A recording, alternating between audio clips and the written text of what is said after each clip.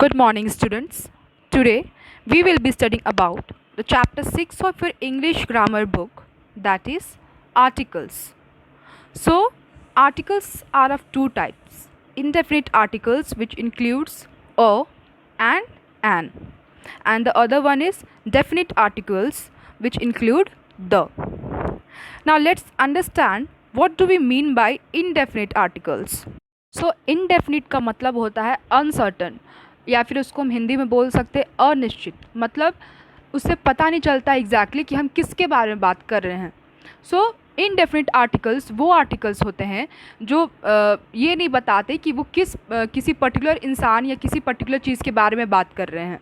और there are two indefinite articles, they are a and an. So now let's see, when do we use a and when do we use an. Let's start with the use of a.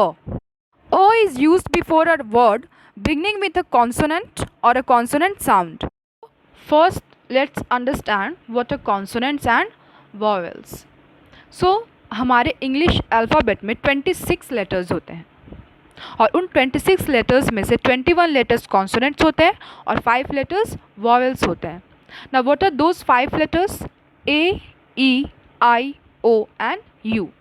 These 5 letters are known as vowels. और rest जो 21 letters बच जाते हैं उनको हम consonants बोलते हैं. सो O is used before a word beginning with a consonant or a consonant sound. अ जो होता है वो उन वर्ड्स के आगे यूज़ होता है जिनका फर्स्ट लेटर कॉन्सोनेंट होता है, या फिर जब हम उस वर्ड को प्रोनाउंस करते हैं तो सुनने में जो फर्स्ट वर्ड जो हमको सुनाई देता है वो कॉन्सोनेंट साउंड होता है. सो उन वर्ड्स के आगे हम अ यूज़ करते हैं. Example, a boy. क्यों यूज़ किया हम लोगों ने बॉय के पहले अ? क्योंकि बी क्या है? कॉन्सोनेंट है. Next, a uniform. Now you all must be wondering, why did I use a before uniform? क्योंकि यूनिफॉर्म का तो फर्स्ट लेटर यू है और यू मैंने बताया वॉवेल है. But I also told you that a is use before word beginning with a consonant sound. जब आप यूनिफॉर्म प्रोनाउंस करते हो तो फर्स्ट जो साउंड हमको सुनाई देता है वो वाई का है.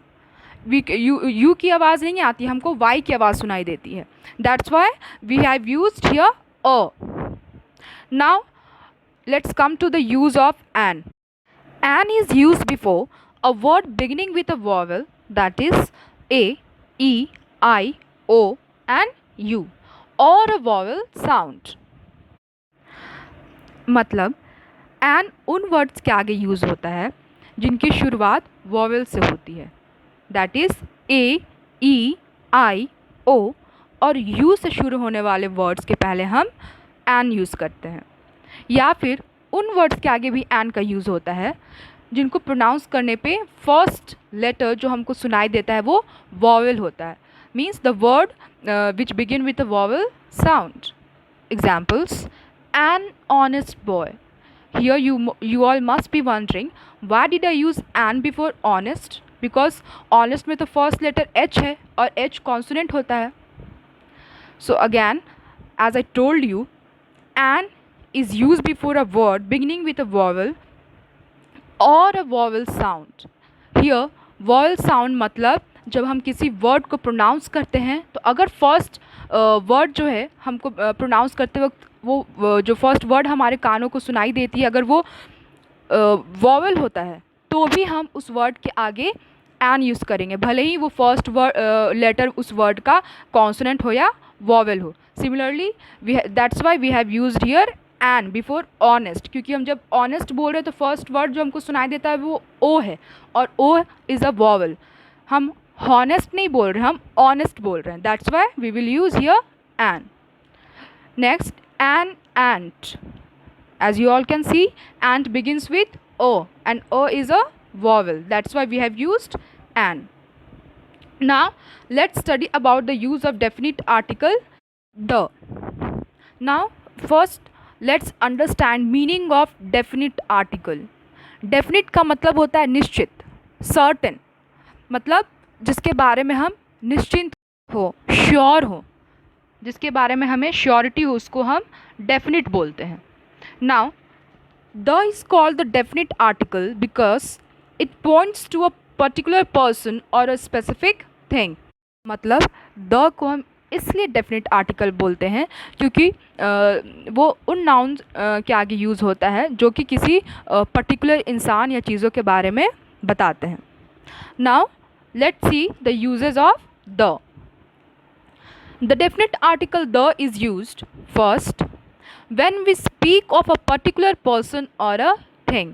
जब हम किसी फिक्स्ड किसी पर्टिकुलर पर्सन या किसी पर्टिकुलर चीज़ के बारे में, स्पेसिफिक चीज़ के बारे में बात करते हैं तो हम द का यूज़ करते हैं. Example, the boy you met yesterday is my friend. यहाँ हम किसी भी लड़के के बारे में बात नहीं कर रहे हैं, यहाँ पे हम उस लड़के के बारे में बात कर रहे हैं जिससे इस सेंटेंस का मतलब है the boy you met yesterday is my friend. वो लड़का जिससे तुम कल मिले थे वो मेरा दोस्त है. यहाँ पे किसी एक पर्टिकुलर लड़के के बारे में बात हो रही, किसी भी लड़के के बारे में बात नहीं हो रही है. That's why here we have use the before boy. Now 2, the is use before some nouns because they refer to one person, thing और group only.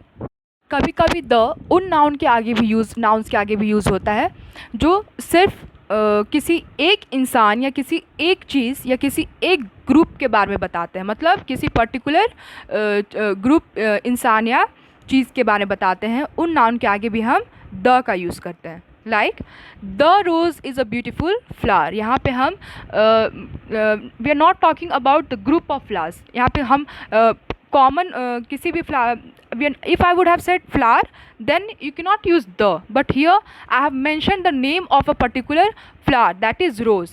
That's why we are talking about a single type of flower, that is rose. That's why we have used the. Next, the is also used before superlative and ordinal numbers. Now what do you mean by ordinal? Ordinal numbers मतलब वो numbers जो order बताते या position बताते, like first, second, third, fourth. These all are ordinal numbers. इनको हम ordinal numbers बोलते हैं. And superlative you all know, the highest degree of an adjective, adverb. Okay, so let's see the example. The tallest मतलब सबसे ऊंचा, या फिर you can say the most intelligent. जब भी हम किसी सुपरलेटिव डिग्री को यूज़ करते हैं तो उसके आगे हम द लगाते हैं, like the best, the tallest, the greatest. Understood? Then the second. I just explain you what are ordinal numbers. So हर ऑर्डिनल नंबर के पहले हम द यूज़ करते हैं, like the first, the second, the third. Now fourth, with proper nouns that are one of a kind. Now the is also used with those proper nouns that are one of a kind. मतलब जो unique होते हैं, उनके जैसा और कोई नहीं होता है. They are just one of their kind. For example, the Taj Mahal, the Ramayana, the Himalayas.